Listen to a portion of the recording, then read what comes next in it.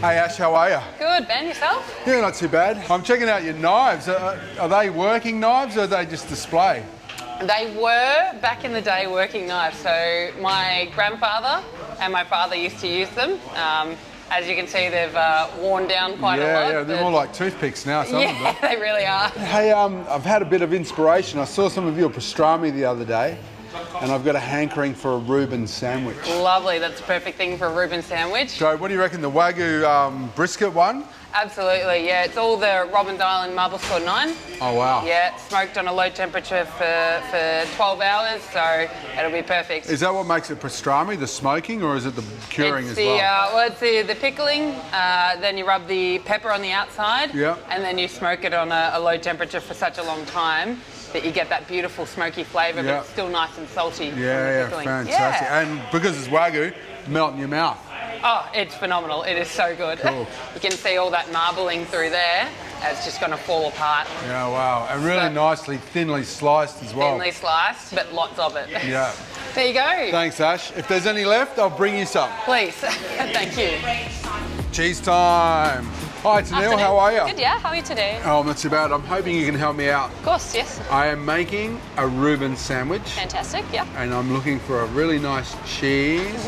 I don't know whether it's Comté or something Swiss or, you know, to go in it. So I'll be led by you. Yeah, have a try of the first Konig, because that's a lovely Swiss one. Melts really well. Yum.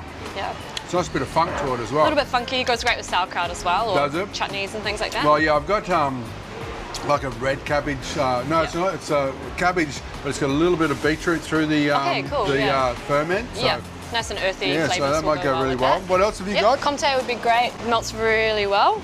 It's what we use in some of our toasties. So that's croque madame for me. You know. Yeah, it goes great with ham, mustard as well. Perfect I think combination. the Swiss one will go really well with the pastrami. But what's that one?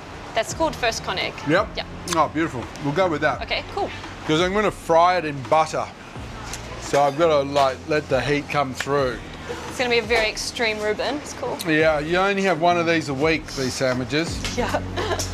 What's your favourite cheese, Tanil? As far as goat's cheeses, this one's definitely tasting the best at the moment. It's Is it Tom? Chef d'Aquitaine, Tom style from France. Really creamy and just amazing flavours. Oh, that's good. Yeah. Yeah, it's really yummy. And so clean. I love goat's milk. Super clean, yeah. It's not too hoofy or goaty. Oh. Yeah. Yum. Fantastic. Thank you very much. Thank you. See you later. See ya. Enjoy that. I'm here back in the hustle bustle of the Prahran Market, and today I'm going to cook you one of my favourite toasted sandwiches, and it's the Reuben. 3 ingredients, right? 3 main ingredients. We've got our beautiful pastrami here, which is the Robben Island Wagyu pastrami. We've got a lovely Swiss cheese, which is delicious, which is going to melt beautifully. And we've got some sauerkraut. So this is like a cabbage, but it's not red cabbage, it's got a little bit of beetroot in it. It's a Moroccan style, it's got cumin, so it's quite delicious. So really good probiotic, good for the stomach. And of course, our trusty pickles to go with it. So we need to start with our bread, of course, because that's what makes the sandwich. And traditionally, a Reuben's is made with rye bread. So I'm going to take my rye bread, I'm going to cut through the middle, and I'm going to cut some nice slices from either side. I'll make 2 sandwiches. So not too thick and not too thin, about sort of pencil thickness. Now, I'm going to build my sandwiches, okay? We've got our hot English mayonnaise. So basically that's just Kewpie mayonnaise mixed with hot English mustard. I like it quite mustardy. You can go straight mustard, but I like the balance, the creaminess of the mayonnaise with the hot English mustard. So on each single piece, actually, I'll do it on top as well. We'll go all out here. Not so much on top, it's a thin spreading. Next on board is our beautiful kraut. And we'll just place that down the length of the sandwich. Make sure you just squeeze it out, get rid of any extra moisture.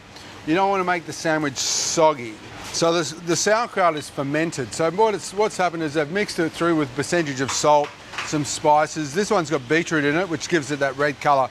And then it's allowed to ferment. So just sit in a cool kind of environment, covered and turned every so often. And what happens is the bacteria start to eat all the sugars and ferment the cabbage, creating beautiful probiotic bacteria that make the cabbage a little bit sour. The next thing we need is our beautiful Wagyu brisket pastrami, ever so thin. We're going to lay that over the top, down the length of the bread. We'll split that between both sandwiches. This is made with Wagyu, so it's quite rich. You don't need to go crazy and have like an inch thick of meat. It'd be really expensive as well if you did. How are you, mate? Are you hungry? Yeah, a little bit. Oh, mate. Well, you stick around, I might give you a sample. Okay, and now the next layer is the cheese. Can never have enough cheese in a sandwich, toasted sandwich. Okay, a little bit of pepper, like so. Okay, now we put the top on. But we haven't quite finished yet. Now, the cooking.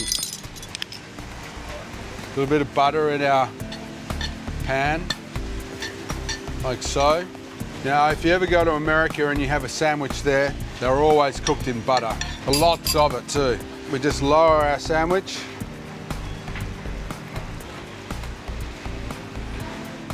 Into the pan. And we're just going to gently cook this on one side until it's golden brown and nice and crisp. Then we'll flip it over and do the same to the other side. Just get a little bit of heat, keep the heat coming down in it so we start to warm the cheese up, so when we flip it over it's all nicely melted. So the assembly of the sandwich is quite easy. The artistry is in the cooking.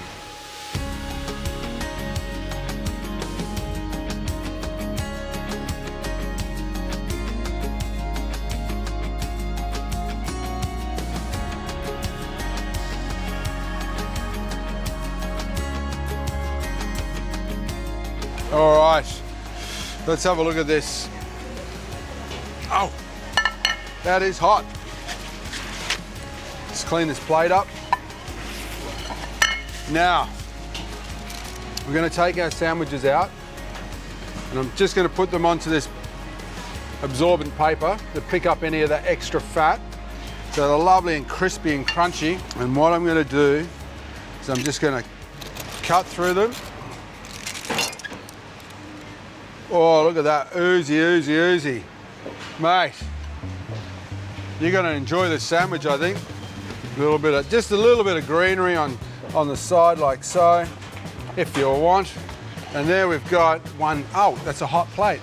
Reuben sandwich. Mate, what's your name, buddy? Carlito. Carlito, Carlito's Way. Come and have a go, Pleasure buddy. to meet you, chef. You as well. That is a Reuben, it's gonna be pretty hot. Have a look at the camera and tell them how yummy it is. Yeah, have a bite on that in between. Go one for one. And that crunch. You can hear the crunch. There's a little bit of cumin in that sauerkraut comes through as well. You know who to call if you want the best sandwich in town. Well, Carlito certainly approved. That's it. The old Reuben sandwich pimped up, my market kitchen style.